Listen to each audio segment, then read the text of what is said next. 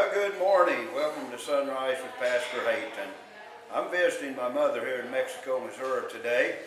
Just a couple of months ago, we celebrated her 90th birthday, and sometime before that, she had fallen and broken a hip, so she was in a rehab facility here. And while she was there, she decided perhaps it'd be better if she took up residence here in this home and no longer stay by herself. And we're just real proud of the way that she's adjusted to her new surroundings and environment. And I love my mother today, and I'm very proud of the life that she's lived and the testimony that she has. And I've asked her just to share a few things on Sunrise with Pastor Hayton today. So, Mom, just share whatever you feel like sharing about your testimony or encouragement to others, and especially young people. So, talk away, Mom. Okay. First of all, I'd like to say that this is to all of you, but to my grandchildren especially. And some of the grandkids already know, I grew up a country girl. I helped my dad in his dairy farm, and I helped with the chores, even slaughtering the pigs and all this kind of stuff. But we didn't have a Christian home. Nobody went to church. And so I've gone to Sunday school a few times in my life with a little girl that I knew. But that was our church was. So when I was 12 years old, we moved to town, and we had a lady next door to us who was a good Christian woman, and she went to church too. So she invited my mother to come to a revival meeting that they were having at Jackson Avenue Church. So Mom said, well, if I can find a hat, I'll go, because she thought you had to have a hat in church. And so she took the younger kids, which are my brother and me, and Jane and Clarence, which was my family, and we went to church. And we had a woman preacher. And of course, their meetings lasted 5 to 6 weeks. And, you'd have 3 or 4 days of church. They last a long time. So we went in a couple of nights, and about the third night, they'd have 100 at the altar anytime they did an altar call. So that night, my little brother Wyatt, he was 4 years younger than I am, and he said, Grandma, Jenny, I'll go if you'll go. So we went up to the altar, and 2 little ragamuffin kids, not dressed very nice, and we went up there, and that's the only time I had any contact with church. That I told the Lord I didn't have to pray, but I said I want to live forever for you, and I've kept that promise. And it wasn't an easy life being the only Christian in the family, because my little brother, he was a good little boy, but my older brothers and sisters kind of gave me a rough time. And it wasn't always easy, but it was a good life, and I'm not sorry that I did it. And then when we moved to town, again, of course, the Jackson Avenue Church, I begged my mother to let me go to church. I'd cry to go to church, but she didn't think I was old enough to go along.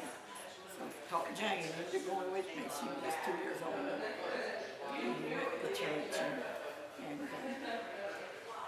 then I think I really became established as a Christian and determined that's what the way I wanted to live for Him. Now then, we lived a entirely different life. It was a very strict life. We didn't do a lot of things I do even today because they were just very strict. And but I made it through with the help of the Lord. When we moved back over in the country, and then we started taking care of a dairy herd again, I'd go out and climb an apple tree and eat apples and pray and read my Bible. And I think that's what held me through. So I would like to talk to you all and to my children and grandchildren that it pays to be a Christian when you're young. The older you get, the harder your heart is. And the harder it is to become a Christian. And so I would say any age is not too young. And then make up your mind. You're going to have some good, solid qualities in your life. whatever everybody else does won't matter. Because you're going to live your own life the way the Lord wants you to live it. And that's what I've tried to do now. I know somebody else do think I'm old-fashioned. I guess a lot different even than you. And I don't criticize them because they make me dress. That's up to them. But I do what I feel like I ought to do. And I've enjoyed being a Christian, and I would encourage every young person to become a Christian. And so what if the other guys offer you a drink for a smoke? You don't have to take it just because they offer it. And I think reading the Bible and prayer is the most important things in your life. You know, I couldn't back out reading my Bible and reading memory verses because now I can't read very much. And I just have to pull them to myself sometimes. And but it's been a good day. Now that I'm this far along, I'm just happy I'm still living a good life. And I'm happy, patient, and I made up my mind a long time ago I was going to be content wherever I was. And the first 2 or 3 weeks here was rough. I was used to taking care of the house and cooking and cleaning and ironing and washing clothes. And don't have a thing to do here but work puzzles. And you think that's exciting? It isn't. But anyhow, you adjust to whatever life you have to. And someday we'll all meet together. And I'm sure whatever our life will be then, it will be interesting.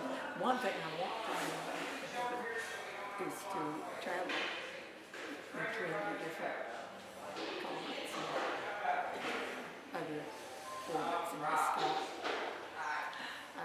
Brother Lee said he thought all we have to do is just think that we're going to be there. That kind of like to fly from place to place if we could. But anyhow, I'm glad my kids are here today. I'm thankful for them. I'm thankful that Carol's feeling a lot better, and she'll feel this tomorrow. She'll suffer for it, won't she? Now that talk on that. That's fine, Mom. I appreciate you sharing with our listeners today, and I know that God will continue to bless your life and watch over you and make you a blessing here. So thanks a lot, and this is Pastor Hayton saying thanks for being with us today, and we will see you tomorrow on Sunrise with Pastor Hayton. Goodbye. Goodbye. Goodbye.